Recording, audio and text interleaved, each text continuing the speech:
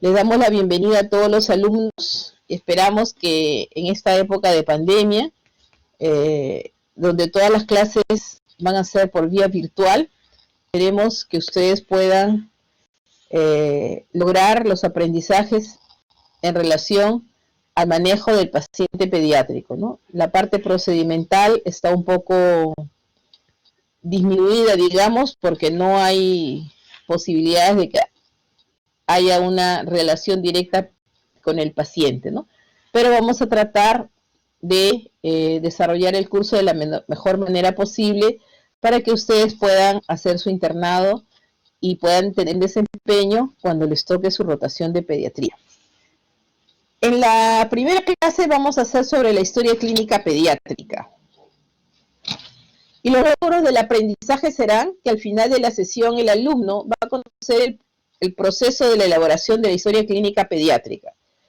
Ustedes durante toda la carrera han evaluado pacientes adultos y es la primera oportunidad que tienen de interactuar con el paciente pediátrico y su familia. Por lo tanto, van a poder establecer la diferencia en la elaboración de la historia clínica del niño en relación a la del paciente adulto. Luego también van a tratar de identificar la importancia del abordaje del niño con las medidas de bioseguridad y con el instrumental adecuado. Recordemos que el paciente pediátrico no es un adulto pequeño, es un ser en pleno proceso de maduración y crecimiento. Y hay muchos grupos etarios en la edad pediátrica que pueden marcar diferencias en cuanto a sus características del desarrollo, y en cada grupo etario hay patologías prevalentes, ¿no? Entonces tenemos el grupo de la etapa neonatal, ¿no? De 0 a 28 días, el paciente lactante desde el mes de vida hasta los 11 meses, 29 días, el preescolar desde 1 a 5 años y el escolar por encima de 6 años, ¿no? En la etapa escolar incluye la etapa del preadolescente y del adolescente. El rubro de la pediatría y adolescentología cubre al niño y al adolescente hasta que termina la maduración del ser humano, que es aproximadamente a los 18 años, ¿no? Entonces, al final, el alumno va a mostrar la actitud para lograr la confianza del niño y su familia y establecer una adecuada relación médico-paciente, que es lo que nosotros tenemos que lograr por beneficio del paciente, también de lograr un diagnóstico oportuno y como consecuencia un tratamiento eficaz, ¿no? La historia clínica es un documento médico legal que, igual que a la historia del adulto, vamos a desarrollarla a través de una anamnesis, examen físico, la elaboración de exámenes complementarios para contribuir a la ayuda diagnóstica y la parte de la terapéutica, ¿no? Sabemos que es un derecho paciente. Todo paciente que es atendido en un establecimiento de salud tiene derecho a que sus datos de evolución, bien sea del control de la salud o de su enfermedad, sean registrados en algún formato, físico o electrónico, ¿no? Sea en la consulta particular, en un consultorio médico, en una institución privada o en las instituciones estatales como Ministerio de Salud y Fuerzas Armadas. El dueño de la historia clínica es el propio paciente. El autor intelectual de la historia es el médico, el residente o el interno que elabora la historia clínica. Y el hospital o el establecimiento de salud se encarga de la custodia, lo cual se realiza en las oficinas de admisión y registros médicos. Entonces, este instrumento va a ser registrar los datos de la salud y de la enfermedad del niño en forma evolutiva, ¿no? Ahora nosotros tenemos, por normativa MINSA, que desarrollar la atención del paciente desde que nace hasta que llega a la senectud por etapas de vida, ¿no? Los fundamentos y la estructura básicamente son similares a las del adulto. La diferencia es que generalmente los datos de la análisis la vamos a obtener en forma indirecta, ¿no? Aunque cuando el niño ya está más grandecito se puede obtener en forma directamente, como una colaboración del propio paciente. Constituye un vínculo entre el usuario y la institución, ¿no? Entonces, la institución que alberga la historia clínica del paciente a solicitud del propio paciente o por mandato judicial o de algún organismo supervisor, por ejemplo, su salud, ¿no? O poder judicial, puede solicitar la copia fedateada de la historia clínica.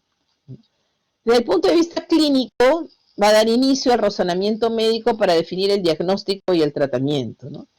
Y como lo repito, es una oportunidad mientras uno desarrolla la historia clínica para obtener, tratar de lograr que se establezca una buena relación entre el médico, el paciente y su familia, ¿no? Cuando nosotros atendemos a un niño, ¿no?, el pediatra tiene que interactuar no solo con el paciente, sino con todo el entorno de la familia, los padres, incluso cuando es el primer hijo, generalmente también participan los abuelos, los tíos, ¿no?, porque hay mucha ansiedad, mucha angustia cuando se enferma un niño, sobre todo cuando es el primer hijo de Lili. La historia clínica también tiene funciones de docencia e investigación. Entonces, cuando nosotros hacemos las clases presenciales, revisamos las historias clínicas para poder discutir los casos con los alumnos, ¿no?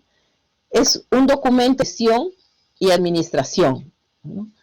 También nos revela la mejora continua de la calidad asistencial y también nos sirve para realizar estudios epidemiológicos. Desde el punto de vista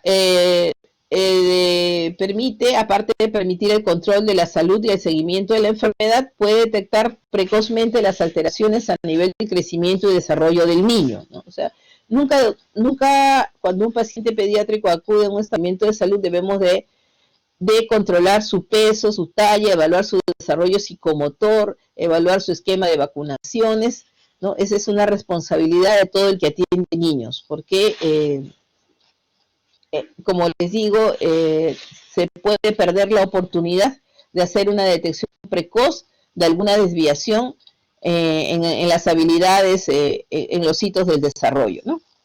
O que se puede estar alterando el crecimiento. También nos va a servir para explorar el estilo de vida del niño y su familia y prevenir futuras dificultades, ¿no? Existen dos formatos, ¿no?, reconocidos legalmente, ¿no?, y lo cual está normado en la norma técnica de salud número 139 del Ministerio de Salud del 2018, que se denomina la norma técnica de salud para la gestión de la historia clínica. Allí está consignado mucha de la información que yo les vengo diciendo, y yo les recomiendo que lean esta norma técnica de salud. Todo médico debe conocer la norma técnica de la gestión de la historia clínica, ¿no? Tenemos formatos físicos que hasta ahora son de utilidad, ¿no?, y que se archivan bajo un número de historia clínica, y cada vez más, sobre todo en esa época de la emergencia sanitaria, se está fortaleciendo la historia clínica virtual, ¿no? Ambas tienen ventajas. Nos hemos acostumbrado a reescribir la historia, y todo dato que se consigne en la historia clínica, tanto en formato físico como en formato virtual, tiene que estar con registro de firma y sello, ¿no? Ahora todos los profesionales de la salud tenemos la responsabilidad de gestionar nuestra firma electrónica para que vaya a la historia clínica, ¿no? En cuanto a la relación médico-paciente, nosotros tenemos que considerar que así como nosotros al entrevistar al niño y a su familia estamos tratando de investigar de qué se trata el caso, ellos también a nosotros nos están evaluando, ¿no? Entonces, sobre todo el niño, ¿no?, y la mamá, que generalmente el paciente es llevado por la mamá o quien haga sus veces. Pocas veces es el papá que lleva al niño a la consulta. Y a veces pareciera que el interrogatorio no está relacionado con la enfermedad. Por ejemplo, aquí el paciente se presenta cefaleas, ¿no?, y el médico trata de averiguar sobre su desarrollo neurológico y su desarrollo psicomotor, ¿no?, y tanto la mamá como el niño tienen percepciones diferentes, ¿no? Por ejemplo, acá dice, ¿y cuándo comenzó a caminar Jimmy? la mamá piensa, ¿qué tiene que ver eso con sus cefaleas? Y el niño dice, me llamo James, y es un estúpido, no me llamo Jimmy, ¿no? Entonces, nosotros tenemos que tratar de tener una relación armoniosa y cordial, a pesar de que a veces la familia viene con mucha carga de ansiedad, ¿no? Eso ya es digamos, una destreza, una habilidad que tenemos que desarrollar, ¿no? Entonces, la historia clínica es muy importante, quizá diría yo lo más importante, ¿no? Como lo revela este gráfico, es la anamnesis. Una anamnesis acuciosa es muy importante para lograr el diagnóstico, ¿no? A veces los internos o los residentes se copian de los datos que ya están y hablan poco con la familia. Y eso no está bien. Hay que conversar con el niño, conversar con la familia, conversar con la madre, con la persona que lo cuida. Hacer un examen físico, ¿no? Como les enseñaba yo a los alumnos en forma presencial, examinar al niño como vino al mundo, ¿no? La mayoría de examinar sobre la ropa, ¿no? Y de frente se van con el estetoscopio. No, hay que hacer un examen físico completo, tanto general como regional. Y recordar que los exámenes de ayuda diagnóstica son, como su nombre lo dicen, de ayuda al diagnóstico, ¿no? Nosotros vamos a plantear primero, en base a la anamnesis, al examen físico, el plan de trabajo, donde generalmente nos vamos a realizar estudios imagenológicos y exámenes de laboratorio para poder hacer nuestro diagnóstico presuntivo.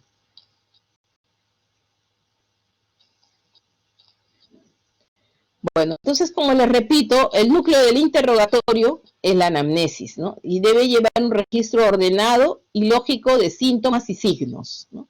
Entonces, la anamnesis se hace directamente al paciente o a sus familiares, generalmente la madre o a la persona que lo lleva al paciente, que puede ser la tía, la abuela, la cuidadora, ¿no? Podemos decir que es la parte más difícil de la historia clínica, porque estamos tratando de averiguar cómo se sucedieron los hechos. Y a veces la familia, en la época actual sobre todo, quiere que de frente le hagan sus exámenes, ¿no? Entonces incluso les dicen, yo vengo para que me saque una tomografía, porque a mi hijo le duele la cabeza. Entonces, a veces cuando uno comienza a hacerle el interrogatorio, no, pero solamente vengo para que me indiquen la orden de la tomografía. Entonces hay que saber explicarle, ¿no?, a la familia lo importante que es hacer la historia clínica en relación a la anamnesis, ¿no?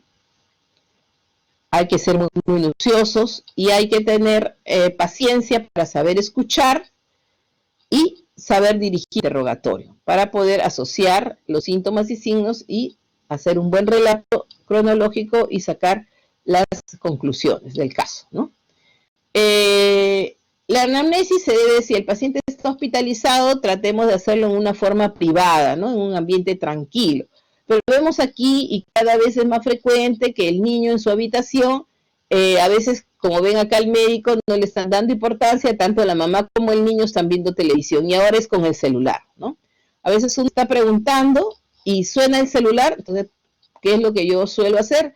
Por favor, apague su celular. El niño reclama, patalea, etcétera, protesta, o la mamá también dice que está esperando una llamada, y eso es una costumbre que nosotros tenemos que educar al paciente, ¿no?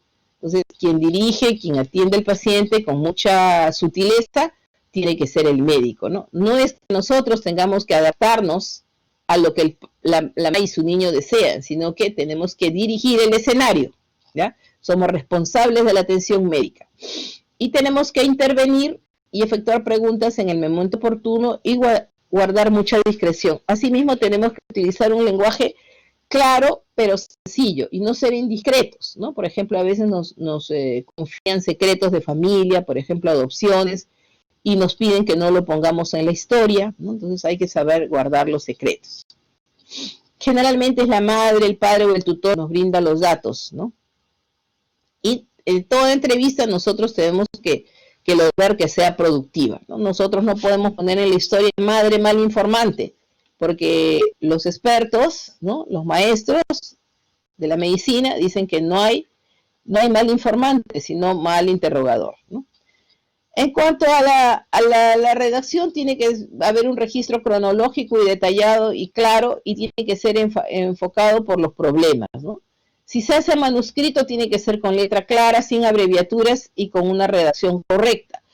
Están prohibidos los borrones, ¿no? El uso de corrector está prohibido. Ahora es más fácil en la historia virtual porque cualquier error se corrige, ¿no? Y ya no queda huella de la corrección. En el relato nosotros podemos incluir cómo interpretan los progenitores el cuadro clínico, pero nosotros tenemos que hacer un enfoque, ¿no? Por problemas para que nuestro relato sea productivo, ¿no? En cuanto a los datos de filiación, es importante los apellidos, el nombre, el DNI, ¿no? Todo niño desde recién nacido ya tiene derecho a tener su documento nacional de identificación. Hay que consignar la edad y la fecha del nacimiento, ¿no? Porque como les digo, las primeras etapas de la vida, por ejemplo, la etapa natal, en la evolución a poder niño de 24 horas, niño de 7 días de nacido, etcétera, ¿no? Precisar el lugar de nacimiento, el sexo, la raza, la religión, muy importante, porque hay religiones, por ejemplo, los testigos de Jehová, que no van a permitir transfusiones sanguíneas, ¿no? Si el niño está en etapa escolar, consignar el grado de escolaridad que tiene, el nombre, los datos del informante, qué calidad de información, la dirección de su domicilio y el teléfono celular es muy importante también. El lugar de procedencia, si el paciente viene referido de un establecimiento de menor nivel de complejidad, ¿no? Consignarlo y también el motivo de la consulta. En cuanto a la enfermedad actual, tenemos que asignar la fecha de inicio, ¿no? Tratar de precisar, ¿no? A veces los niños, la mamá cree que la enfermedad se comenzó cuando se agravó. Entonces, por ejemplo, ¿no? En el caso de una meningitis, piensa que comenzó cuando convulsionó, pero nosotros tenemos que preguntarle, ¿y el día de ayer cómo estaba? Entonces ya le dice, sí, ya tenía fiebre, le dolía la garganta, ¿y anteayer cómo estaba? ¿No? Entonces así, ¿no? Cuando son sobre todo cuadros muy agudos. A veces estamos atendiendo a un paciente con enfermedad crónica con algún proceso de reagudización, entonces hay que poner el tiempo de enfermedad del último episodio, ¿no? Cómo fue el inicio súbito insidioso, cómo es el curso de la enfermedad, ¿no? Si es una enfermedad que se ha estacionado o es progresiva, hacer un listado de los síntomas principales y relatar los síntomas y signos en forma ordenada y concatenada, ¿no? En cuanto a los antecedentes, tenemos que conocer los antecedentes personales, son muy importantes, los antecedentes fisiológicos, sobre todo en los niños menores de 5 años, ¿no? La etapa prenatal, la etapa natal, y dentro de los antecedentes postnatales tenemos los hábitos alimentarios, el desarrollo psicomotor, el esquema de vacunaciones y los hábitos y la escolaridad del paciente. Y luego de desarrollar los antecedentes fisiológicos, podemos pasar a los antecedentes patológicos, ¿no? Y posteriormente antecedentes familiares, generales, socioeconómicos y epidemiológicos, ¿no? Dentro de los antecedentes prenatales es muy importante obtener los datos de la gestación, ¿no? Datos en relación a la edad de la madre, ¿no? Si es el producto de qué número de gestación es, ¿no? Si ha tenido partos previos, ¿no? Si fue cesárea o fue de partos normales, si hubo abortos, ¿no? Abortos recurrentes sugieren que puede haber enfermedades de fondo de heredos familiares o enfermedades congénitas, ¿no?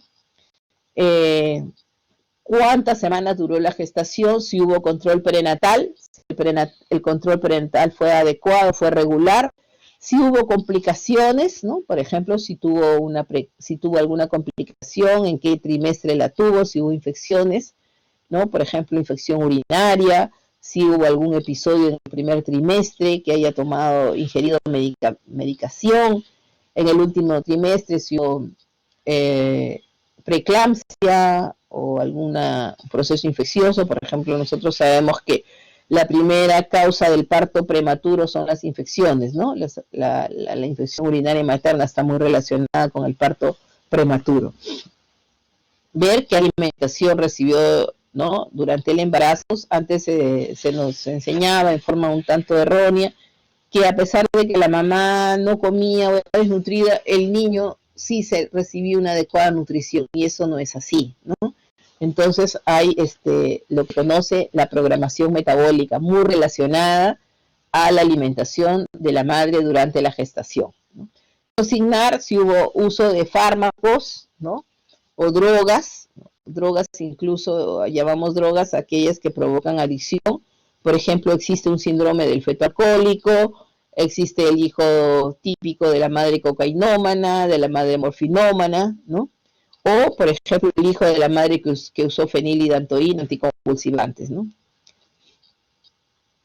En cuanto a los datos obstétricos, ¿no? Los datos del parto, ¿cómo fue obtenido el producto? Fue obtenido de parto, del trabajo de parto dentro del rango normal, de una primigesta, de una multigesta, cuánto duró el trabajo de parto, dónde fue atendido, ¿no? Últimamente los partos ya clásicamente son hospitalarios, pero todavía hay partos domiciliarios. ¿Quién atendió? ¿Qué profesional atendió? Si fue domiciliario también, si hubo una matrona experimentada o fue atendido por los familiares. A veces los partos son precipitados y no da lugar a que lleguen a un establecimiento de salud, ¿no? Para eso es importante instruir a la madre durante el control prenatal. ¿Cómo fue obtenido el producto? ¿No? Fue obtenido de un trabajo de parto funcional o disfuncional, si hubo que acentuar el parto, si hubo sufrimiento fetal agudo, ¿no? Y si hubo complicaciones durante la extracción, si hubo un parto instrumentado con forceps o vacuum extractum, ¿no? Cómo fue las características del líquido amniótico de la placenta. Ahora, en el marco de la pandemia COVID-19, tenemos muchos hijos de madres COVID, ¿no? Entonces, de madres COVID positivas. Entonces, y que estamos asistiendo a muchos niños con partos prematuros, hijos de madres COVID, ¿no? Algunas que no se han informado, no conocen, en su entorno ha habido que se hayan podido contagiar, no se angustian mucho y llegan a término, ¿no? Pero igual el hijo de madre COVID positiva puede tener todos los problemas que tiene cualquier otra madre que no esté infectada, ¿no? Pero vemos más incidencia de partos prematuros en las madres infectadas con SARS-CoV-2, ¿no? Bueno, una vez que el niño nace, ¿no? Tenemos que registrar los datos de su nacimiento, cuánto pesó al nacer, ¿no? Conocemos que el peso promedio del niño al nacer es alrededor de entre 3 y 3.500, ¿no? Con un promedio de 3.300. ¿Cuánto fue la talla al nacer? Tenemos que la talla promedio al nacer fue entre 50 y 52 centímetros. La valoración del Apgar, sabemos que el Apgar normal de 7 a 10, y eso se va a desarrollar mucho en las próximas clases de neonatología, ¿no? Si hubo, cómo fue la atención inmediata del recién nacido, si hubo que emplear maniobras de resucitación, ¿no? Dentro de los antecedentes postnatales, ¿no? Tenemos que consignar, muy importante, los datos de la alimentación, ¿no? La lactancia materna. O sea, el niño que nace de término tiene que tener obligatoriamente lactancia materna exclusiva hasta los 6 meses en que se inicia la alimentación complementaria, y consignar cuál es la alimentación del niño al momento de hacer la historia clínica, ¿no? En cuanto a los datos del desarrollo psicomotor, ¿no? Es muy importante, sobre todo en el niño, como repito, que está en pleno proceso de maduración, ¿no? Entonces, hablar datos sobre el desarrollo motor, ¿no? Que vamos a ver cuáles son los hitos del desarrollo motor. Hay logros por cada etapa de vida durante los primeros años, ¿no? ¿Cómo fue la dentición? Hay niños que nacen con unos dientes rudimentarios que se llaman perlas de Ibsen, pero generalmente la dentición comienza a partir del 4.º mes, es lo más precoz, ¿no? ¿Cómo fue el lenguaje? Sabemos que el lenguaje puede ser gutural, ¿no? Gorjeos, y luego ya el niño a lo largo del primer año, entre el 1 y los 2 años, va a desarrollar su lenguaje ya hablado y con mímicas, y luego va a ser ya un desarrollo del lenguaje escrito, ¿no? Y el desarrollo social del niño. El ser humano es un ser social por excelencia, pero tiene que tener una estimulación, ¿no? Entonces nosotros cuando nos entrevistamos a un niño que es un niño deseado, un niño querido, que es llevado por ambos padres a la consulta, vamos al niño con un rostro feliz, ¿no?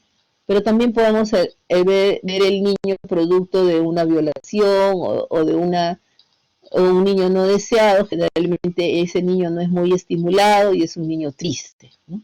Entonces eso nosotros lo podemos reflejar y advertir en el rostro del niño, ¿no? Entonces es importante que nosotros, ¿no? Vayamos poniendo los hitos del desarrollo, ¿no? ¿A qué edad sostuvo la cabeza? Por ejemplo, esto se logra entre el segundo y tercer mes, ¿no? ¿A qué edad se sienta el niño? Generalmente se sienta con apoyo a los 5 meses y se sienta ya sin apoyo a los 6 meses, ¿no? ¿A qué edad se para? Algunos niños pueden ser que se paren a los 9 meses, a qué edad gatea, a qué edad camina, ¿no? El rango de la marcha generalmente es entre 12 y 15 meses, ¿no? ¿A qué edad comienza el control de esfínter, ¿no? Primero se hace el control del esfínter vesical y luego del esfínter anal, ¿ya? Si es un escolar, ¿cómo va el grado, el progreso de la escolaridad? En cuanto a los hábitos del niño, ¿no? ¿Cómo va el sueño? Todo niño sano y feliz juega, ¿no? Entonces el niño generalmente se la pasa jugando. Cuanto más pequeño el niño, tiene más horas de sueño. O sea, el recién nacido duerme casi todo el día, solamente se despierta cuando tiene hambre, ¿no? Y conforme va pasando los meses de vida, entonces el niño va a tener más horas de estar despierto. ¿En qué se ocupa el niño, ¿no? Entonces esto es muy importante porque aquellos niños que se aíslan, que no comparten con otros niños, que no socializan, podemos tratar de detectar a temprana edad algún espectro autista, ¿no? Hay niños que son asustados por sus cuidadores, generalmente no por los padres, porque los suelen querer mucho a sus hijos, ¿no? Pero a veces los cuidadores los aterran, ¿no? La historia del cuco, por ejemplo, ¿no? Entonces los niños pueden tener sueños o terrores nocturnos, ¿no? Los datos de la vacunación. Ustedes saben que una de las estrategias más importantes para prevenir las enfermedades infectocontagiosas son las vacunaciones, ¿no? Entonces, al recién nacido, tenemos por el esquema de recién nacido, tenemos el BCG, ¿no? La hepatitis, ¿no? Es importante que nosotros cuando hacemos la historia clínica solicitemos la cartilla de crecimiento y desarrollo, ¿no? Esto va a ser motivo de toda una clase, ¿no? Pero recordar que durante el primer año y hasta los 5 años, ¿no? Se van poniendo las vacunas y es importante que ustedes como alumnos vayan conociendo el esquema de inmunizaciones, ¿ya? Sabemos que el niño, cómo están sus hábitos, ¿no? El niño que no logra controlar esfínteres hasta después de los 2 años, ya hablamos de enuresis o encopresis, ¿no? En cuanto a los antecedentes patológicos, importante qué enfermedades tuvo, si hay enfermedades hereditarias, si hay enfermedades que se puedan, ¿no? Si tenemos un antecedente de un hermano con una enfermedad génica, entonces tenemos la obligación de descartar en el paciente también, ¿no? ¿Cuántas hospitalizaciones tuvo? ¿En qué establecimiento lo hizo? ¿Cuánto duró? ¿Por qué fue el motivo, ¿no? Si hubo operaciones, intervenciones quirúrgicas y si hay alergias medicamentosas. Lo importante es consignar solamente datos positivos, ¿no? En cuanto a los antecedentes familiares, ¿no? Tenemos que consignar la edad de la madre, cuál es su estado de salud física y mental, cómo fue la historia de la gestación, ¿no? Igual es importante la edad del padre, sus hábitos, ¿no? Las edades de los hermanos, si hay enfermedades, como les repito, hereditarias, cuáles son los ingresos familiares para darnos una idea de cómo es el estado socioeconómico que indirectamente puede contribuir a conocer la historia nutricional y de desarrollo del niño, ¿no? Y si la madre trabaja, ¿quién atiende al niño? Dentro de nuestros antecedentes generales, ¿no? Los antecedentes de vivienda, cómo son, si tiene servicios propios de agua, de electricidad, de desagüe, ¿no? Y si tiene otros recursos, ahora es importante, ¿no? Y si hay crianza de animales, por ejemplo, si el niño cría gatos o tiene gatos cachorros, la familia, entonces puede tener enfermedad por arañazo de gato, o tiene enfermedades ¿no? Transmitidas por los animales, ¿no? Entonces, dentro de los antecedentes socioculturales, estructurales socioeconómicos tenemos que ver con la estructura familiar, ¿no? El niño desarrolla feliz en la estructura de una familia funcional, ¿no? Entonces, a veces en nuestro país hay muchos hogares monoparentales, ¿no? Generalmente es la madre soltera que tiene varios hijos y que a la par que trabaja y entonces le recargan una labor a un hijo que no es todavía, no ha tenido un desarrollo suficiente, ¿no? Hay que ver si tienes apoyo familiar, ¿no? Quiénes contribuyen en el cuidado del niño y su grado de instrucción, si va al colegio. Nuestra responsabilidad es lograr que todo niño y asista a la escuela, ¿no? Y también ya es este plan nacional, ¿no? Una prioridad nacional, que el aseguramiento universal a todas las familias peruanas, ¿no? En cuanto al examen físico, les he dicho que nosotros tenemos que ponernos a la altura del niño, ¿no? No es lo mismo examinar a un neonato, no se va a oponer. El lactante pequeño va a ser muy sociable, muy amigable. Cuando el niño ya pasa de 9 meses, ya sabe que es un individuo propio, ¿no? Ajeno a la madre y rechaza todo contacto con personas extrañas, ¿no? Y eso nosotros tenemos que tratar de lograr que el niño nos permita examinarlo, ¿no? Al niño desde que nace entiende.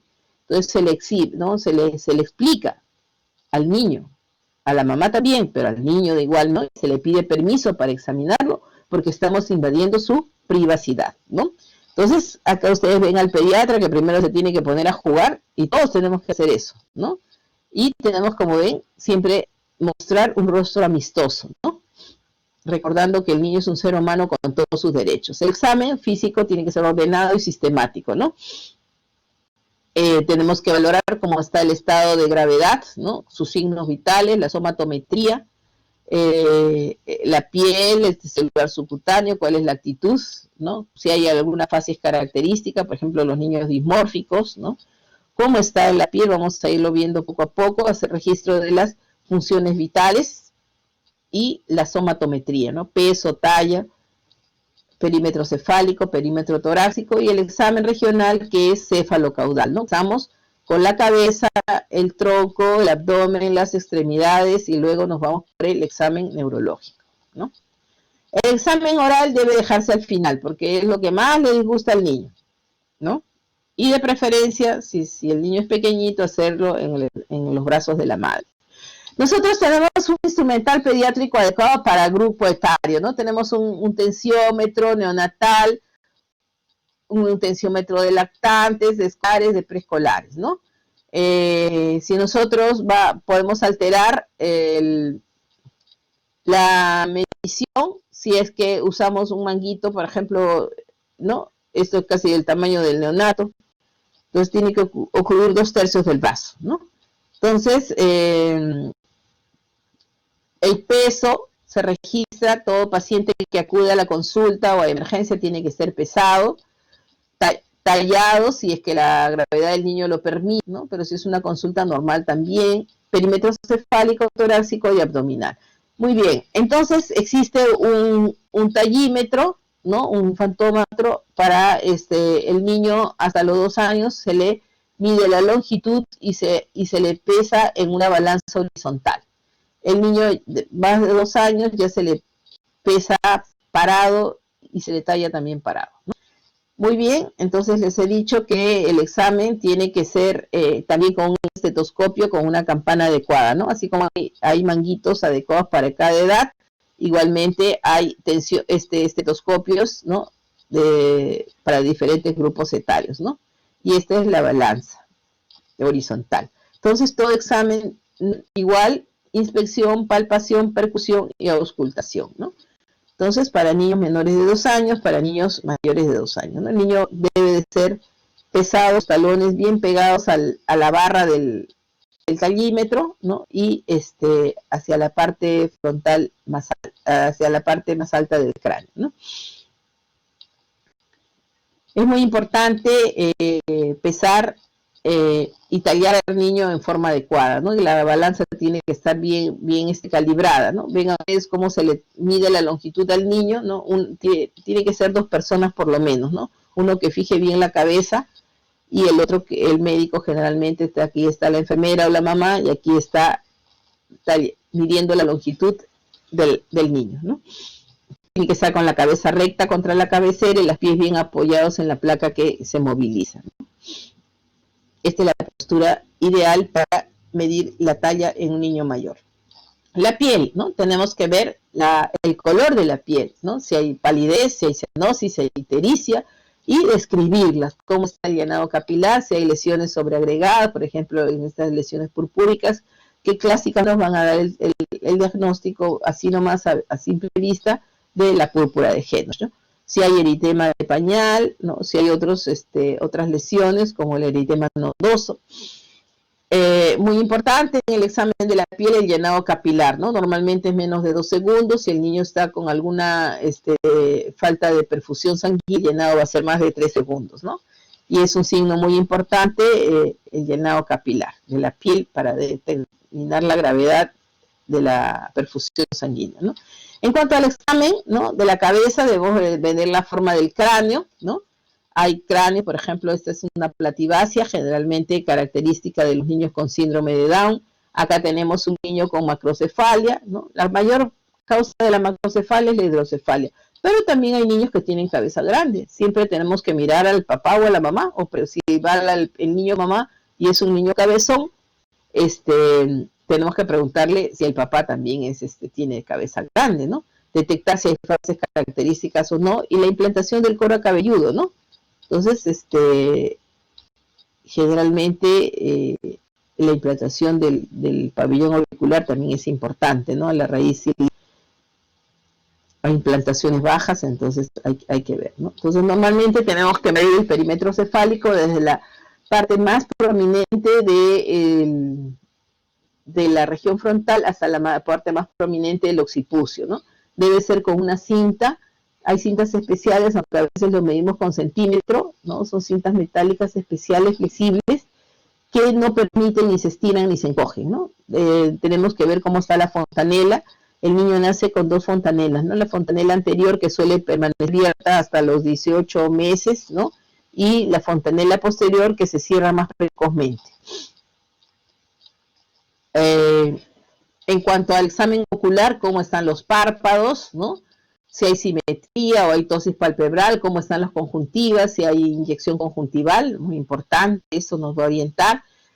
Cómo está el diámetro pupilar, ¿no? Los reflejos oculares, en el reto se ve el reflejo del ojo rojo, ¿no? Cómo están las escleras, la córnea, si hay movimientos oculares y si es necesario le hacemos un fondo de ojo, ¿no? Por ejemplo, acá tenemos un niño con leucocoria, eso es muy sugestivo de un retinoblastoma. Y por ejemplo, esto es la separación marcada de los globos oculares, también es un signo de dismorfia, ¿no? El hipertelorismo. Entonces, las escleras azules también signos de una patología, ¿no? Y aquí, eso es típico también, síndrome de Cruzó, leucocoria. Estas escleras azules se ven en la génesis imperfecta.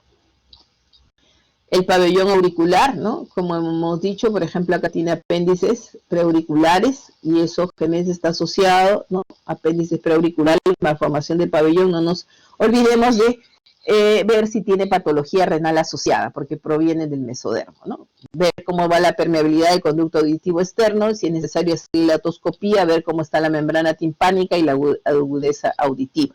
En cuanto a las fosas nasales, la nariz, ver las fosas nasales, si no hay desviación del tabique, si hay permeabilidad de las fosas, si hay secreciones, hemorragias o aleteo, ¿no? En cuanto a la boca, ¿no? Como es la textura, de repente hay malformación, por ejemplo, acá este niño tiene una fisura labiopalatina completa. ¿Cómo están los labios? ¿Cuál es su color? El color normal es un rosa claro, ¿no? Si permite una buena abertura, porque de repente estamos ante un signo de microflapia. Cómo está la dentición, muy importante para el desarrollo dental, ¿no? Con el número, si hay malposición, si hay caries, si hay cambios de color en los dientes, ¿no? Por ejemplo, el uso de tetraciclinas en la gestación o en los niños menores de 7 años van a cambiar la dentina de amarillento, ¿no? Cómo están las mucosas orales, ¿no? Las encías, cómo está el paladar, es que no hay un frenillo, ¿no? Superior o sublingual, cómo está el orofaringe.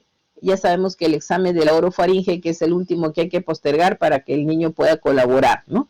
y cuando el niño, podemos hablar con el niño o mientras lo estamos examinando, ver si existe ronquera, ¿no? Si existe disfonía, si existe algún estridor, o es algún tipo de llanto característico, ¿no? Como el síndrome del llanto del gato, como es el cri du chat, ¿no? El cuello, la forma, ¿no? Cilíndrica, si no hay asimetría, si hay movilidad adecuada, si no hay ganglios, ¿no? Por ejemplo, acá tenemos una adenitis, ¿no? Acá, el marca del cuello, porque acá tenemos un bocio, ¿no? Y tenemos, por ejemplo, acá un linfangioma cervical. En cuanto al tórax, ¿no? Inspección, palpación, percusión, ¿no? Como si hay las deformidades, ¿no? El pectus excavatum o el tórax en quilla, ver la simetría, si se expande adecuadamente, ¿no? Si hay tumoraciones, cómo es el tipo de respiración, si es rítmica, la frecuencia, y al final es la auscultación si el murmullo vesicular es normal, pasa bien en ambos campos pulmonares o existen ruidos agregados, ¿no? En cuanto al examen cardiovascular, cómo están los ruidos cardíacos, qué intensidad, qué ritmo tienen, si hay presencia de soplos o si hay asimetría del precordio, ¿no? Que nos pueda hablar de una cardiopatía congénita. En cuanto al examen físico, igualmente, ¿no? Palpemos los 9 cuadrantes, ¿no? Si es que hay adhesión en los hipocondrios, normalmente el hígado del niño se puede palpar hasta 2 centímetros por debajo del reborde costal, ¿no? Verificar si hay ascitis, si hay circulación colateral, si hay su protrusión de la cicatriz umbilical o hay presencia de hernias inguinales, ¿no? La distensión y la reptación de asas que nos sugieren obstrucción intestinal, ¿no? Cambios de coloración. En cuanto a los genitales, ¿no? Si hay edema escrotal, normalmente el niño tiene que nacer, el niño de término nace con los testículos en las bolsas escrotales, ¿no? Si no hay un testículo en ascensor, no hay criptorquidia, ¿ya?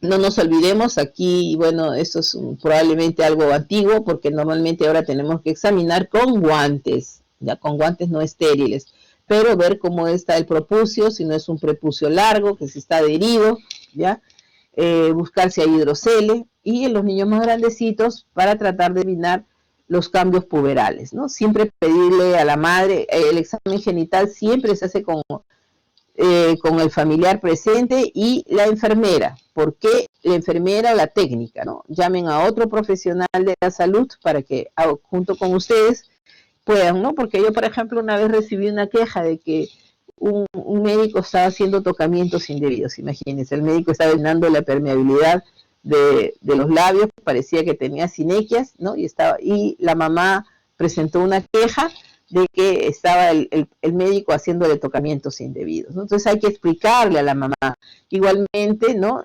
Que se le va a ver la permeabilidad, al menos cuando yo examino, le digo, ahora señora, voy a examinarle los testículos, así cada testículo está en su sitio, lo voy explicando, para que no piensen que estamos haciendo tocamientos indebidos, ¿no? Si la permeabilidad del ano está correcta, si hay fisuras, ¿no? Si hay un prolapso rectal, igualmente el examen de las caderas, ¿no? Las maniobras de Ortolán y Barlow, ¿no? Las extremidades, si hay morfología, por ejemplo, acá tenemos dedos en palillos de tambor que nos nota una hipoxia crónica, ¿no? Como si hay deformidad de las extremidades, cómo está la postura, cómo está el rango articular, ¿no? Los pies planos, que podemos detectarlo cuando ya hay más de 2 años, ¿no? O si hay otras deformidades como en equino varo o las tibias varas, ¿no? Muy frecuentes, estas defectos ortopédicos hay que corregirlos, si hay sindactilia o polidactilia, ¿no? En cuanto al examen neurológico, también debe ser completo, debe evaluar el estado de conciencia, las funciones cerebrales superiores, ¿no? El lenguaje, el cálculo, depende de la edad del niño, ¿no? Cómo están los paros craneales, la función cerebrosa, ¿no? La marcha, el índice dedo nariz, cómo está la función motora, la fuerza muscular. No nos olvidemos de obtener los reflejos, ¿no? Los reflejos, si hay reflejos, por ejemplo, acá hay una parálisis facial, cómo está la función sensitiva y cómo está la marcha, ¿no? Luego que hacemos un examen físico completo, nosotros tenemos que hacer para plantear diagnóstico un listado de los problemas, ¿no? Activos y pasivos. Debemos de iniciar el planteamiento de síndromes, ¿no? Hacer un diagnóstico presuntivo, Y luego elaboramos en base al diagnóstico presuntivo un plan de trabajo con exámenes de ayuda diagnóstica, ¿no? Exámenes hematológicos, bioquímicas, radiografías, ecografías, etcétera, ¿no? Si es necesario realizar resonancias, etcétera, ¿no? Con eso vamos a tratar de establecer el diagnóstico definitivo y el diagnóstico diferencial. No nos olvidemos que la historia pediátrica es muy importante, el diagnóstico nutricional, que se lo vamos a enseñar cómo se va a hacer, ¿no? En cuanto al plan de trabajo, tiene que ser, pues, les repito, orientado al problema, ¿no? No es que los exámenes los vamos a pedir indiscriminadamente, ¿no? Eso es una tendencia muy actual del médico joven. No, al revés, nosotros tenemos que plantearnos el diagnóstico y en base a eso realizar el pedido de exámenes auxiliares. Y en cuanto al tratamiento, tiene su ordenamiento, ¿no?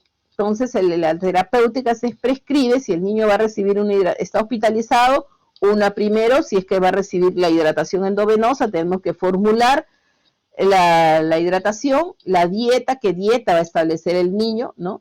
Si, luego, qué tratamiento recibe, va en tercer lugar, la antibiótico terapia, 2 o 3 antibióticos, luego el tratamiento sintomático, el tratamiento coadyuvante, por ejemplo, si requiere oxigenoterapia, si requiere nebulizaciones, ¿no? Y las medidas generales y de soporte, o sea, si el niño necesita estar semisentado, con elevación de un miembro inferior, depende de la patología, ¿no? Y si necesita madre acompañante, si necesita vigilancia a las 24 horas, etcétera. Todo eso se hace en la prescripción terapéutica, ¿no? Y luego las evoluciones, si el paciente está hospitalizado, no nos olvidemos que se orienta subjetivo, objetivo, la apreciación y el plan del día, ¿no? No nos olvidemos que tiene que tener fecha y hora de la evolución y firma y sello del médico. Y por último, cuando el paciente sale de alta, tenemos que hacer la epicrisis, ¿no?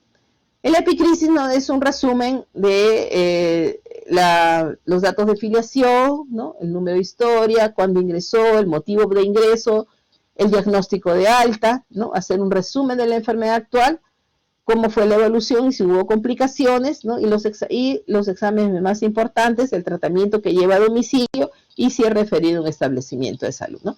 En cuanto al ordenamiento, siempre me gusta precisar que es responsabilidad de todo el equipo de salud, no solo del médico, no solo de la enfermera, ¿no? Cuando las enfermeras siempre se quejan, ay, los internos desordenan la historia. Entonces el médico tiene que saber que primero se pone la hoja gráfica de funciones vitales, si el paciente tiene balance hídrico también. Luego viene la historia clínica, ¿no? La anamnesis, el examen físico. A continuación vienen las hojas de evolución, las hojas de órdenes médicas, donde está la terapéutica, los informes de laboratorio, las interconsultas, ¿no? De los diferentes profesionales de la salud. Si ha habido paciente sometido a una endoscopía o una toracoscopía, estas exploraciones especiales deben estar en hojas individuales, ¿no? Y cuando el paciente ya es dado de alta, el informe clínico del alta, después vienen los registros de la enfermera, también vienen las evaluaciones de psicóloga, de asistenta social o de tecnóloga, de terapista de rehabilitación, etcétera. Si el paciente fue operado, tiene que estar la hoja de anestesia, la hoja de la intervención quirúrgica. Si el paciente fallece, protocolo de necropsia, ¿no? Y todo para los fines estadísticos, ¿no? Muy bien, recordemos pues que el niño no es un adulto pequeño, que requiere mucha paciencia para poder obtener una historia clínica pediátrica adecuada, ¿no? Muchas gracias por su atención. Quería saber si tenían alguna pregunta, por favor. ¿Alguna pregunta?